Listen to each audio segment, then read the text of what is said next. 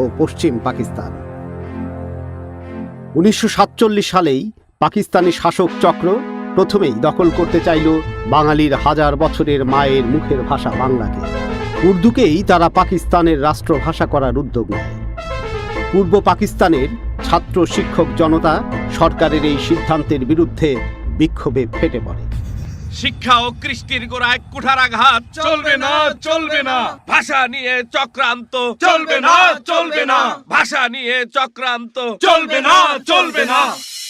1947 সালের 15 সেপ্টেম্বর অধ্যাপক আবুল কাশেমের নেতৃত্বে তমুদ্দিন মজলিস সর্বপ্রথম এ বিষয়ে আন্দোলন গড়ে তোলে।